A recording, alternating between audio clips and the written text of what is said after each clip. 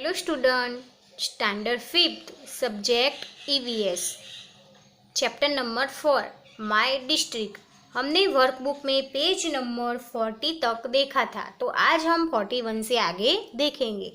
तो 41 पेज पे दिया हुआ है classify the list of festival given in question number 7(1) का जो टेबल था, उसके बाद हमें यहाँ पे क्लासीफाई करना है, यानी कि डिवाइड करना है। कैसे? फेस्टिवल को डेट वाइज, तिथि wise and day wise, year wise और अदरवाइज। हमें कौन सा फेस्टिवल डेट वाइज आता है, फिर कौन सा फेस्टिवल तिथि वाइज आता है और कौन सा day wise, year wise and otherwise आता है, उसके नेम लिखने हैं।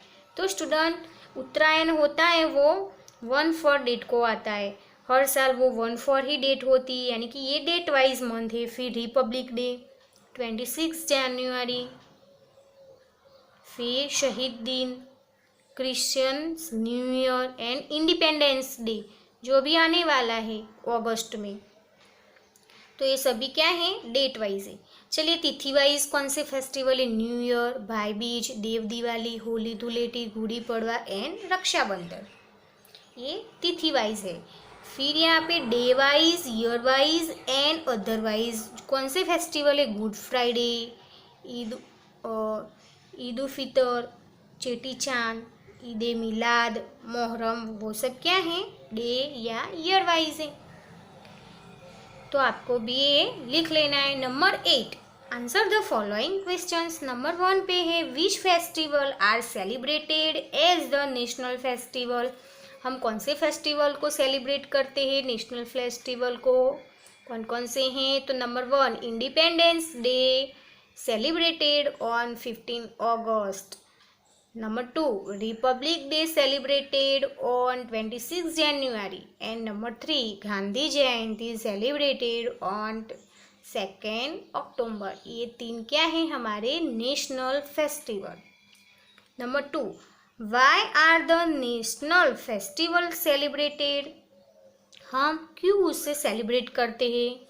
तो on 15 अगस्त क्या है? 1947 our country achieved freedom from the British rule. British लोगों से हमें फ्रीडम मिला था 15 अगस्त पे। On 26 January 1950 our constitution came into existence. हमें क्या मिला था उस दिन? हम उस दिन को क्या बोलते हैं? गणतंत्र दिन था वो हमारा। Therefore this day is celebrated as Republic Day, इसलिए हम उसे रिपब्लिक डे से हम उसे मनाते हैं। And 2nd October is the birthday of Mahatma Gandhi. 2nd अक्टूबर को हमारे जो नेशनल फादर है महात्मा गांधी, उनका बर्थडे आता है, तो हम वो सेलिब्रेट करते हैं। He contributed greatly to the Indian freedom movement. हमें क्या?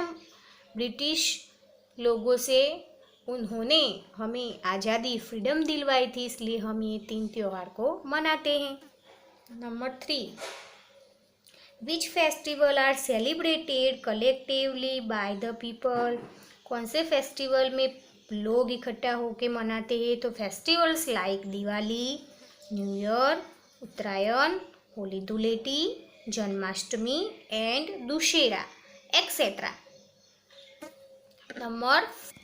नंबर 4 पे है which festival are associated with business. Business के साथ कौन सा फेस्टिवल जुड़ा हुआ है? तो Uttarayan, Holi Dhuleti, Diwali, Janmashtami etcetera festivals.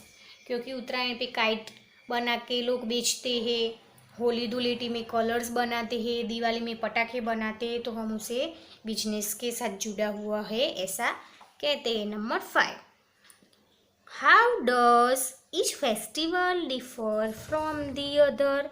Each festival is different from the other in many ways like the story. सब फेस्टिवल के पीछे कुछ ना कुछ स्टोरी होती है। The way we celebrate it, इसलिए हम उसे मनाते हैं। चॉइस ऑफ पीपल चॉइस करते हैं। The time of the year when it is celebrated etcetera. उनको मनाने के लिए, जो जिन लोगों को जो जो फेस्टिवल्स अच्छा लगता है वो फेस्टिवल मनाते हैं। नंबर 9 पे है, write about the fair organise in your district in the table below.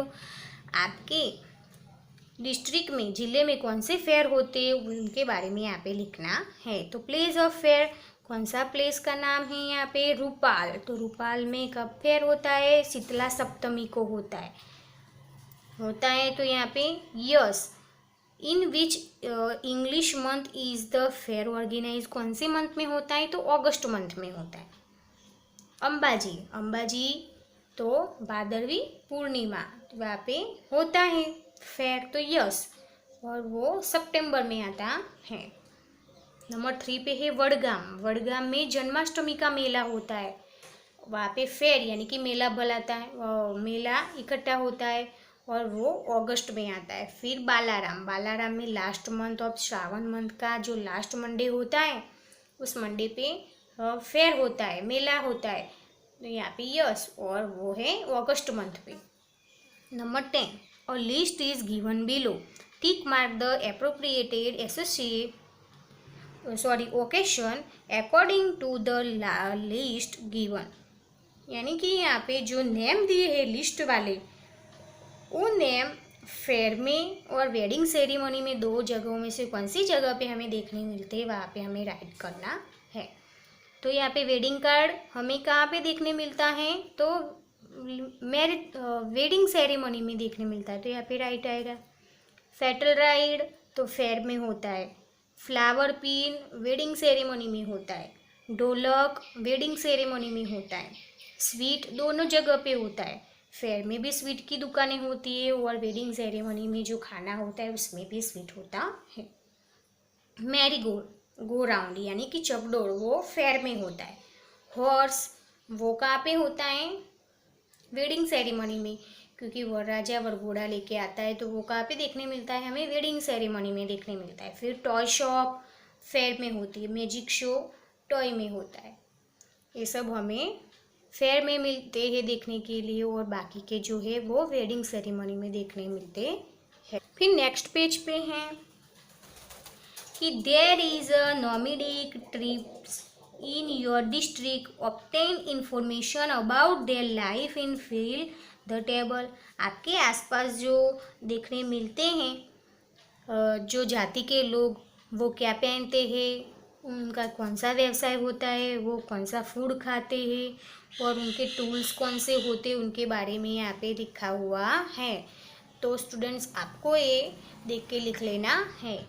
फिर यहाँ पे है which aspects of the life of an individual are affected by the profession, यानी कि व्यवसाय में कौन सी इफेक्ट होती है वो लिखना है। तो आपको यहाँ पे मैंने जहाँ पे राइट किया है वहाँ पे आपको राइट कर देना है। फिर यहाँ पे मैंने आगे भी बोला था टेक्स्ट बुक में भी कि डिफ़िकल्टी होती है कहाँ पे? आपकी आसपास में जो होता है वहाँ पे, तो आपको यहाँ पे नीचे मैंने जैसे किया है वैसे कर देना, ये हमारे काम का नहीं है।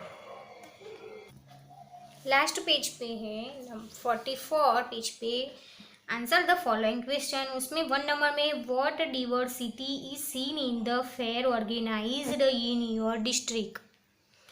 तो 1 नंबर में different fair are held on different dates and in different month, अलग अलग मंथ में अलग अलग फेयर और अलग अलग डेट पे होता है।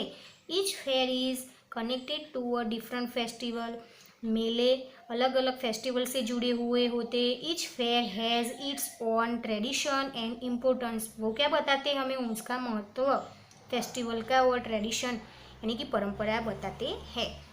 Number 2, what means of entertainment are found in the fair, कौन से टूल्स होते हैं एंटरटेनमेंट के? तो swings, music, photo studio, dance shows, fatal ride, magic show, circus etcetera.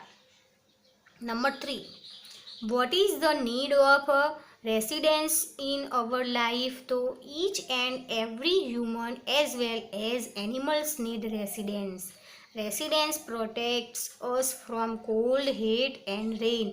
Human live and grow in their houses, लोगों को रहने के लिए ठंडी गर्मी और रेन से बचने के लिए क्या चाहिए, क्या उसे प्रोटेक्ट करता है, तो residence. Number 4, how does occupation influence social life, तो the general life is influence into manners by occupation, good and bad, अच्छी भी होती है और बुरी भी होती है। तो if a man is going well in his business he can live a happy and comfortable life, उस वो पीपल क्या करते हैं, तो अच्छा व्यवसाय करते हैं तो हैप्पी लाइफ और कंफर्टेबल लाइफ जी सकते हैं।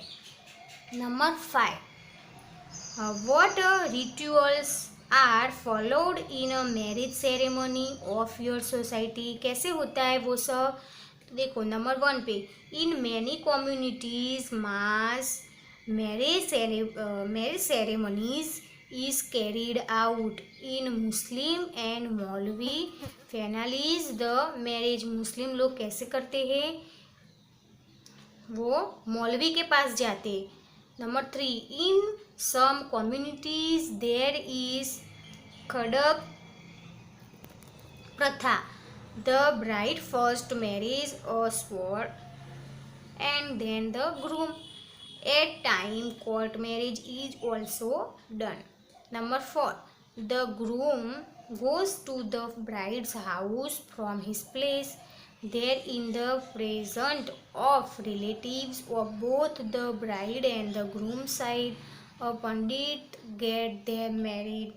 हमारे हिंदू में क्या होता है, पंडित होते हैं जो मैरिज करवाते हैं। तो स्टूडेंट्स, आज हमने यहाँ पे नंबर 4 वाला जो चैप्टर है माय डिस्ट्रिक्ट, वो आज हमने यहाँ पे कंप्लीट कर लिया है। तो मैं आपको वर्कबुक में जो मैंने यहाँ पे आपको डिस्कशन करके जो बताया है वो मैं PDF से भेजूँगी, तो आप PDF में से देख के वर्कबुक और टेक्स्ट बुक में जो जो दिया हुआ है वो फिलअप कर देना। Thank you.